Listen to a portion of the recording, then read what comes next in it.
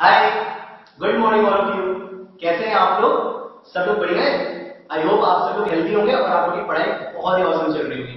Guys, मैं plan कर रहा हूँ कि जल्दी आप लोगों से मिलने फिर से आऊँ।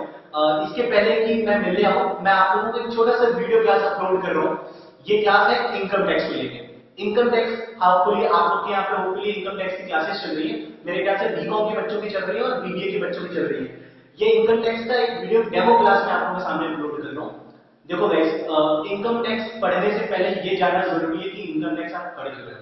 ठीक है, क्योंकि क्यों इनकम टैक्स पढ़ रहे हो यार? क्या जरूरत है इनकम टैक्स पढ़ने की? खाली पढ़ के पास होकर एग्जाम में देके या सेमेस्टर के एग्जाम दे के पास हो जाना, काम खत्म, रिपोर्ट कार्ड आया, आप अच्छे से क्वालिफाइड हो गए, बस यही है। इसलिए इनकम टैक्स पढ़ा है। इनकम टैक्स पढ़ने के पीछे बहुत बड़ा रीजन है कि आप इनकम टैक्स की नॉलेज को बेचते कैसे हो। ये बहुत इंपॉर्टेंट चीज है। देखो गाइस, कंपनी, अगर कोई भी कंपनी आपके यहाँ कैंपस सिलेक्शन आती है, से फॉर एग्जांपल एक टैक्स की कंसल्टेंसी फर्म आ रही है, एक कंपनी आ रही है जो ये कहती है कि हम आपके कॉलेज से अच्छे टैक्स कंसल्टेंट उठाएंगे, ऐसे स्टूडेंट्स उठाएंगे जिनकी टैक्स की नॉलेज अच्छी है और उनको अच्छा पे आउट पैकेज मिलेंगे। अब आप ये सोचो, अगर आपने सिर्फ टैक्स तफरी में पढ़ा, ऐसी मौज मस्ती के लिए पढ़ा कि बस पढ़ लिया, पास हो गए, काम खत्म, तो आपको कंपनी क्यों हायर करेगी? और दूसरी चीज, अगर आपके पास उस टैक्स की नॉलेज अच्छी नहीं है और गलती से आप हायर हो भी गए, तो आगे चल के कंपनी के लिए पैसा कैसे कमाओगे? कैसे उसके क्लाइंट के साथ डील करोगे? कैसे उसके क्लाइंट के साथ काउंसलिंग करोगे? कैसे उनकी टैक्स को प्लान करोगे? कैसे उनका टैक्स बचाओगे? कुछ पता ही नहीं है। सिर्फ इनकम टैक्स ऐसे हवा में पड़ रही है, क्या फायदा उस पढ़ाई करने का? देखो, आज जो मैं वीडियो ये अपलोड करने जा रहा हूँ, ये वीडियो बड़ी छोटी सी क्रिस्प है। बहुत ही क्रिस्प वीडियो बनाया मैंने, बहुत ही छोटा सा वीडियो है। इस वीडियो में स्पेशली मैं आपको पढ़ाने जा रहा हूँ calendar year, previous year, financial year और असेसमेंट ईयर में डिफरेंस। इनकम टैक्स शुरू करने से पहले कुछ टर्म्स समझना जरूरी है, जिसमें ये भी तीन चार टर्म्स हैं कि आप कैलेंडर ईयर जानो, फाइनेंशियल ईयर जानो, प्रीवियस ईयर जानो, असेसमेंट ईयर जानो। इसका जानना बहुत जरूरी है। सबसे पहला पॉइंट है कैलेंडर ईयर। आखिर ये कैलेंडर ईयर क्या है? आप सब लोगों को पता है कैलेंडर ईयर क्या होता है। 1 जनवरी से लेके 31 दिसंबर का पीरियड होता है कैलेंडर ईयर। ठीक है, ये सबको पता है। हम लोग 31 दिसंबर को पार्टी करते हैं, मस्ती करते हैं, न्यू ईयर पार्टी करते हैं, क्योंकि वो हमारा कैलेंडर ईयर खत्म हो रहा होता है। लेकिन गाइस, हम जब इंसान की बात हो रही है ना, तो इंसान के लिए कैलेंडर वो 1 जनवरी से लेकर 31 दिसंबर का पीरियड है। पर जब बात होती है इनकम टैक्स की, तो इनकम टैक्स डिपार्टमेंट के लिए एक अलग कैलेंडर ईयर डिसाइड है। इनकम टैक्स एक्ट 1961 में एक अलग कैलेंडर ईयर डिसाइड है। उनका कैलेंडर ईयर क्या है? उनका कैलेंडर ईयर शुरुआत होती है 1 अप्रैल से लेके 31 मार्च तक। ध्यान समझो, उनका कैलेंडर ईयर शुरुआत हो रहा है 1 अप्रैल से लेके 31 मार्च। मतलब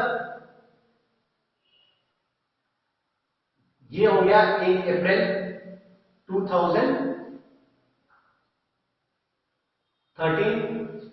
से लेके 31 मार्च 2014। तो ये 1 अप्रैल से लेके 31 मार्च तक का पीरियड, इसको हम कहते हैं calendar year of income tax. अब कितना अजीब सा साउंड कर रहा है, calendar year of income tax, ये क्या चीज होती है? तो इसको इन्होंने एक अलग नाम दिया। वो नाम क्या था? वो नाम था फाइनेंशियल ईयर। तो जब हम calendar year of income tax act की बात करते हैं ना, इनकम टैक्स डिपार्टमेंट की, तो उसको हम कहते हैं फाइनेंशियल ईयर। फाइनेंशियल ईयर जब भी कोई आपसे पूछे, आप बिंदास होकर क्या बोलोगे? आप बोलोगे 1 अप्रैल से लेके 31 मार्च का period is a financial year, जो हमेशा हमेशा 12 महीने का होता है। कैलेंडर ईयर 1 जनवरी से 31 दिसंबर, फाइनेंशियल ईयर 1 अप्रैल से लेके 31 मार्च, हमेशा 12 महीने का होता है। 12 महीने से कम भी नहीं हो सकता और 12 महीने से ज्यादा भी नहीं हो सकता। अब इसके बाद दूसरी चीज होती है कि what you mean by previous year. Financial year समझ लिया, अब प्रीवियस ईयर क्या है? देखो, बहुत ध्यान से अब मैं जो टाइमलाइन बनाने जा रहा हूं, उस टाइमलाइन को बड़े ध्यान से समझना। उसको अगर समझ लिया ना, तो आपसे कभी भी गलतियां नहीं होगी, कभी जिंदगी में दिक्कत नहीं आएगी, कभी किसी तरीके का मिस्टेक नहीं होगा। आप समझो क्या होता है, तो ध्यान से देखना, इस चीज को आपको बहुत अच्छे से समझ में आएगा।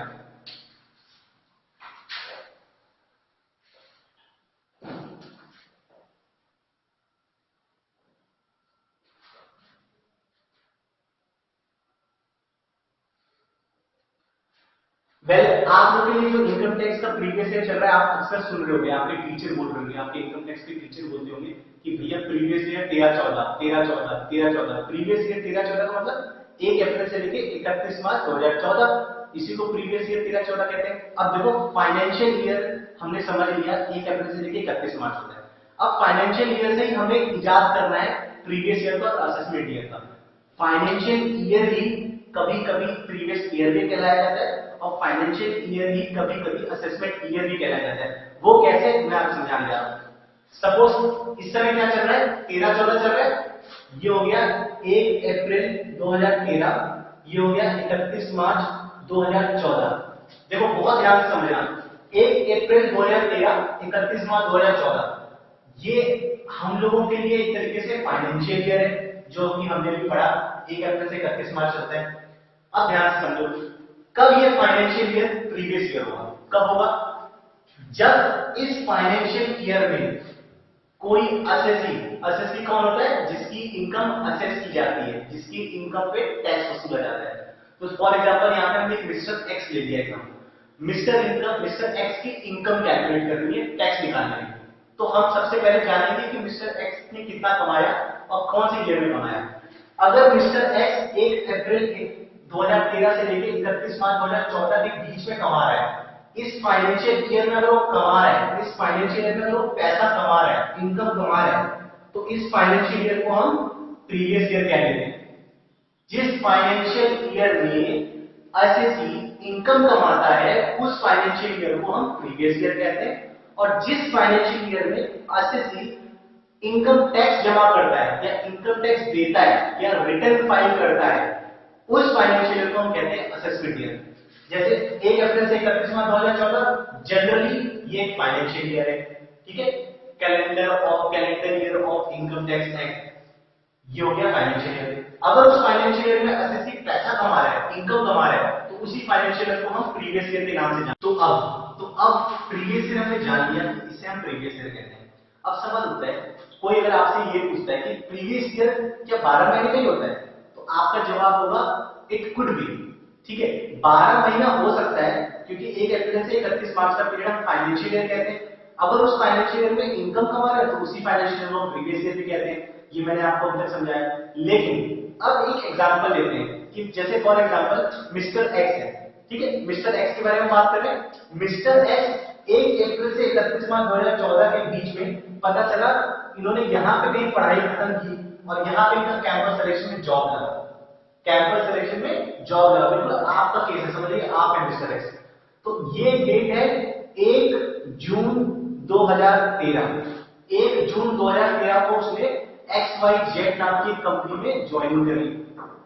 1 जून 2013 में जब इसने ज्वाइनिंग की, तो जाहिर सी बात है कि 1 जून से कमाना शुरू करेगा। 1 जून से लेकर 30 जून तक काम करेगा, फिर 1 जुलाई को इसकी पहली सैलरी आ जाएगी अकाउंट में। तो इस तरीके से ये जून से कमाना शुरू कर रहा है। तो इसने मोटा मोटा पैसा कब तक कमाया, जून को कमाया, 30 जून को इसकी पहली सैलरी आ गई, जुलाई, अगस्त, सितंबर, अक्टूबर, नवंबर, दिसंबर, जनवरी, फरवरी, मार्च, टोटल कितने महीने हो गए, 7 महीने हो गए। तो उसने उस फाइनेंशियल ईयर में 13-14 फाइनेंशियल ईयर में सिर्फ यही 7 महीने तो कमाए, है ना, सिर्फ यही 7 महीने कमाए हमने। जब इस 7 महीने कमाया और जब ये इनकम का ब्यौरा या इस इनकम के बारे में भारत सरकार, गवर्नमेंट ऑफ इंडिया को जब ये बताएगा कि भैया मैंने 13-14 प्रीवियस ईयर में बॉस इतना पैसा कमाया, लेकिन ये पैसा सिर्फ 7 महीने कमाया। जून के पहले, अप्रैल से जून के पीरियड में मैं स्टूडेंट था, पढ़ता था, तब मैंने नहीं कमाया। तो जब वो इनकम टैक्स रिटर्न फाइल करेगा ना, इनकम टैक्स रिटर्न होता है जब आप अपने इनकम को एक प्रॉपर पेपर के फॉर्मेट में लिख के भारत सरकार को बताते हैं कि मैंने इस प्रीवियस ईयर में या इस फाइनेंशियल ईयर में इतनी इतनी इनकम कमाई, तो उसको हम इनकम टैक्स रिटर्न कहते हैं। तो जब आप अपना रिटर्न गवर्नमेंट ऑफ इंडिया को बताओगे, इनकम टैक्स डिपार्टमेंट को भर के दोगे, तो आप नहीं बताओगे कि हमने कौन से फाइनेंशियल ईयर की बात की, तो आप बताओगे फाइनेंशियल ईयर है 13-14, फाइनेंशियल ईयर 13-14, फाइनेंशियल ईयर हमेशा 12 महीने का होता है, तो 13 से 14 12 महीने होते हैं। अब बात होता है प्रीवियस ईयर, पूछा जाता है कि अच्छा ये बताओ प्रीवियस ईयर क्या था, तो यहाँ पे प्रीवियस ईयर होगा आपका 1 जून 2013 से लेके 31 मार्च 2014। 1 जून 2013 से लेके 31 मार्च 2014, क्योंकि इसने कमाना शुरू किया पहली बार जून के महीने से। तो 1 जून को इसने ज्वाइनिंग की, 1 जून से लेके 31 मार्च तक लगातार इसने सैलरी पे काम किया उस कंपनी में, XYZ कंपनी में। तो इसके लिए फाइनेंशियल प्रीवियस ईयर हो गया 1 जून से 2013 से लेके 31 मार्च 2014। इसके अगले साल आप खुद गैस करो, आप इसके अगले साल का इसका प्रीवियस ईयर क्या होगा, क्योंकि यहां पे इसने सिर्फ 7 महीने काम किए, इसमें 7 महीना हो गया प्रीवियस ईयर। इसके बाद 1 अप्रैल 2014 से लेके 31 मार्च 2015 जो अगला फाइनेंशियल ईयर होगा, ठीक इसकी 13-14 के बाद वाला, उसमें तो पूरे 12 महीने काम करेगा ना। 1 अप्रैल से लेके 31 मार्च तक काम करेगा, तो वहां पे इसका प्रीवियस ईयर हो जाएगा 12 महीने का। तो वहां पे 13-14 प्रीवियस ईयर जो होगा वो बकायदा 1 अप्रैल 2014 से लेके 1 अप्रैल 2015 का जो प्रीवियस ईयर होगा नेक्स्ट वाला, उसी को आप प्रीवियस ईयर भी कहेंगे और उसी को आप पूरा फाइनेंशियल ईयर भी कहेंगे, और वो दोनों के दोनों 12 महीने के होंगे। लेकिन जब पहली बार ज्वाइन करता है, जैसे इसने 1 जून 2013 को ज्वाइन किया, तो यहाँ पे प्रीवियस ईयर इसका इस महीने से लेके 31 मार्च 2014 तक था। तो अगर कोई आपसे सवाल पूछता है कि प्रीवियस ईयर क्या 12 महीने का ही होता है, तो आप कहोगे हाँ 12 महीने का ही होता है, लेकिन डिपेंड करता है कि उस फाइनेंशियल ईयर में या उस फाइनेंशियल ईयर में उसने कब कमाया, कब से उसने कमाना शुरू किया। अगर वो 12 महीने से कम काम करता है, सिर्फ 6 ही 7 महीने काम करता है, 6 ही 7 महीने में कमाता है, तो उसके लिए फाइनेंशियल ईयर में सिर्फ उतने ही 7 महीने प्रीवियस ईयर होंगे। और तो उसका फाइनेंशियल ईयर ये पूरा होगा 1 अप्रैल से 2013 से लेकर 31 मार्च 2014। जब कोई फाइनेंशियल ईयर उससे पूछेगा तो मिस्टर एक्स बोलेगा मेरे फाइनेंशियल ईयर 1 अप्रैल 2013 से लेकर 31 मार्च 2014। लेकिन कोई उससे पूछता है कि आपका प्रीवियस ईयर क्या था, तो आप बोलोगे 1 जून 2013 से लेकर 31 मार्च 2014, क्योंकि इसी के दरमियान इसने पैसा कमाया। इसके पहले ये पैसा नहीं कमाता था, ये था स्टूडेंट। ये समझ में आया? प्रीवियस ईयर 12 महीने से कम भी हो सकता है और 12 महीना हो सकता है, लेकिन 12 महीने से ज्यादा कभी नहीं होगा। इस दिमाग में अच्छे से बैठा लो इस चीज को। फाइनेंशियल ईयर हमेशा 12 महीने का होगा, ना 12 महीने से ज्यादा होगा ना 12 महीने से कम होगा। असेसमेंट ईयर हमेशा 12 महीने का होगा, 1 अप्रैल से 31 मार्च, ना इससे ज्यादा होगा ना इससे कम होगा। सिर्फ कम क्या हो सकता है, प्रीवियस ईयर हो सकता है, वो भी कब होगा इन सारे कंडीशन के बाद। अगर वो बीच में कभी कमाना शुरू किया या पहली बार बीच में किसी मंथ से बीच से फॉर एग्जाम्पल जून के महीने से इसने पहली बार कमाना शुरू किया, तो जब इसने पहली बार कमाया है जून के महीने से, तो इसका प्रीवियस ईयर जून से लेकर 31 मार्च होगा। वो 31 मार्च तक ही, लेकिन शुरुआत 1 जून से होगी। अगर इस जगह इसने यहाँ पर ज्वाइन की होती 1 जनवरी 2014 में, तो 1 जनवरी 2014, जनवरी पूरा महीना, फरवरी पूरा महीना, मार्च पूरा महीना, सिर्फ 3 महीने का प्रीवियस ईयर होता। फाइनेंशियल ईयर अभी भी 13-14 कहलाया जाता, लेकिन प्रीवियस ईयर कितना हो जाता, 3 महीना होता है। कब से कब तक, 1 जनवरी 2014 से लेके 31 मार्च 2014, 3 महीना। यहाँ पे कमाया जनवरी से 14, 3 महीने तो हुए। तो हमेशा याद रखना इस चीज, प्रीवियस ईयर में कैलकुलेशन के समय जब आपके पास क्वेश्चंस आएंगे, तो यहाँ पे थोड़ा अपनी ना निगाहें तेज कर लेना, थोड़ा अलर्ट हो जाना, तुरंत एक घंटी दिमाग में लगनी चाहिए कि यार ऐसा ऐसा होगा, ऐसा ऐसा हमने पढ़ा था, तो वहां पे थोड़ा सतर्क रहिएगा। ठीक है, ये हो गया प्रीवियस ईयर। अब सवाल होता है असेसमेंट ईयर क्या होता है। हमने फाइनेंशियल ईयर पढ़ लिया, हमने कैलेंडर ईयर पढ़ लिया, हमने अब क्या क्या पढ़ लिया, कैलेंडर ईयर पढ़ लिया, फाइनेंशियल ईयर पढ़ लिया और प्रीवियस ईयर पढ़ लिया। 3 चीजें पढ़ लिया। अब हमें जो लास्ट टॉपिक समझना है, what do you mean by assessment year. Assessment year में सबसे इंपॉर्टेंट वर्ड यूज हो रहा है असेस। असेस का मतलब क्या होता है, एसएससी की इनकम को एसेस करना। मतलब एसएससी मिस्टर एक्स जिनकी इनकम पे टैक्स लगेगा, मिस्टर एक्स की इनकम जिस साल, मिस्टर एक्स की इनकम जिस फाइनेंशियल ईयर में असेस की जाती है, मतलब ट्रेस की जाती है, पता लगाया जाता है और उस पर टैक्स जमा किया जाता है और रिटर्न फाइल किया जाता है, उस फाइनेंशियल ईयर को हम असेसमेंट ईयर कहते हैं। मतलब जिस फाइनेंशियल ईयर में इनकम पे टैक्स कैलकुलेट किया जाता है और भारत सरकार को जमा किया जाता है, उस फाइनेंशियल ईयर को हम असेसमेंट ईयर कहते हैं। तो यहाँ पे 1 अप्रैल 2013 से लेकर 31 मार्च 2014 कमाने वाली इनकम थी, तो ये प्रीवियस ईयर हो गई। ठीक इसके बाद वाला 1 अप्रैल 2014, ये 31 मार्च 2014 को 1 अप्रैल 2014 भी तो कह सकते हैं। एक दिन में क्या डिफरेंस है, बात तो बराबर ही है। तो 1 अप्रैल 2014 से लेकर 31 मार्च 2015, ये भी तो 12 महीने का पीरियड है। तो ये 12 महीने का जो पीरियड है, इसको हम क्या कहेंगे, इसको हम कहेंगे असेसमेंट ईयर, क्योंकि इसी असेसमेंट ईयर में आपका 13-14 का इनकम टैक्सेबल होगा, यहीं पे टैक्स जमा किया जाएगा। तो हमेशा calendar year, previous year, financial year और असेसमेंट ईयर में डिफरेंस समझ के रखना बहुत इंपॉर्टेंट है। अगर अभी भी समझ में नहीं आया तो आप बिंदास मुझे बताइए, बिंदास मुझे मैसेज करिए, कोई इशू नहीं है। मुझसे टच करने के लिए, मुझसे टच में रहने के लिए, टच करने के लिए, टच में रहने के लिए, अगर आपको मुझसे टच में रहना है तो बिल्कुल आप मेरा एक पेज लाइक करिए। जो नहीं समझ में आता आप वहां डालिए, वहां पे मैसेज करिए और बताइए आपको कौन से टॉपिक पढ़ने हैं। मैं आपको वीडियोस बना के आपको सर्कुलेट करूंगा। होपफुली नियर फ्यूचर में मैं वहां पे बहुत ही नॉमिनल रेट में क्लासेस भी शुरू करूंगा, जो आपके लिए बहुत ही अच्छी क्लासेस होगी, बहुत ही प्रैक्टिकल ओरिएंटेड पढ़ाई होगी। तो आप बिंदास पढ़ो, जिसका मन है वही आना पढ़ने, फालतू के लोग मत आना, क्योंकि फालतू के लोगों को मैं भगा दूंगा, बेइज्जती करके भगा दूंगा। इससे अच्छा है कि वो खुद ही अगर पढ़ना चाहते तो आए, तो नहीं आए मेरे पास वो पढ़ने आए। अच्छा, ये चीज पढ़ना आई होप आप लोगों को समझ में आ गया, तो बहुत अच्छे से क्लियर कर, मैंने कोशिश तो बहुत अच्छे से की है, होपफुली आपको बहुत अच्छे से समझ में आ गया होगा। So don't worry for that, आप इसी तरीके से मेहनत करिए, और कोई क्वेरी हो, कोई चीज हो तो मुझसे पूछिए। आप पूछने के लिए मुझसे कैसे कांटेक्ट करेंगे, मैं आपको अपने पेज का एड्रेस बता दे रहा हूं। आप मेरे पेज पे कैसे विजिट करेंगे, आप सीधा जाइएगा गूगल में, गूगल में जाने के बाद आप डालिएगा फाइनेंस नॉलेज म्यूजियम, मैं आपको लिख के बता दे रहा हूं क्या चीजें।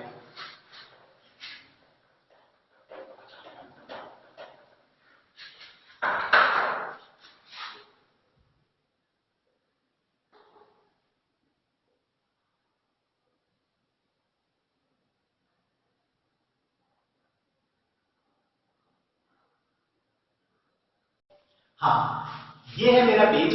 आप इस पेज को सीधा जाइए, लाइक कर दीजिए, गूगल में जाइए, फाइनेंस नॉलेज म्यूजियम लिखिए, एंटर करिए, जो सबसे पहला page all over India level पे खुलेगा वो मेरा ही पेज होगा।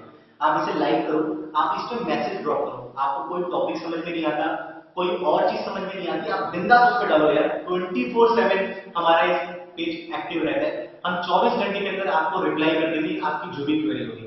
बस मन लगा के पढ़ना, प्रैक्टिकल रहना, और थोड़ी देर खुददार बनो, अपने लिए पढ़ाई करो, क्योंकि अगर ये नॉलेज नहीं बेच पाए तो कहीं भी नहीं रहोगे।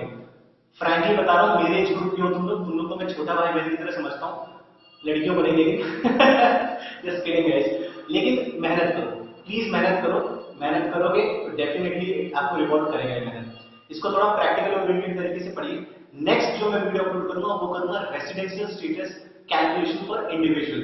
तो आप एक इंडिविजुअल का रेसिडेंशियल स्टेटस कैसे कैलकुलेट करेंगे, बहुत ही बेसिक था, थोड़ा बहुत आपको समझ में आ गया होगा, बट नेक्स्ट वीडियो आपकी बहुत इंपॉर्टेंट होगी, जो कि होगी रेसिडेंशियल स्टेटस ऑफ इंडिविजुअल की। तो आप रेसिडेंशियल स्टेटस अच्छे समझिएगा, क्योंकि आप ऐसे समझिएगा जैसे कि आप अपना इनकम टैक्स जमा कर रहे हैं। जब आप अपना इनकम टैक्स जमा कर रहे होंगे तो आपको क्या क्या चीजें कंसिडर करनी है, कैसे आपको ये पता लगेगा कि आपका रेसिडेंशियल स्टेटस भारत में क्या है, किस तरीके की आप रेसिडेंशियल स्टेटस वाले हैं। तो ये चीज आपको नेक्स्ट क्लास में पता चलेगी, और next class I am telling you बहुत, मतलब कहते हैं ना कि मस्त वाली इंटरेस्टिंग होगी, बड़ी प्रैक्टिकल होगी, मजा आएगा आपको पढ़ने में। चलो, all the best, take care and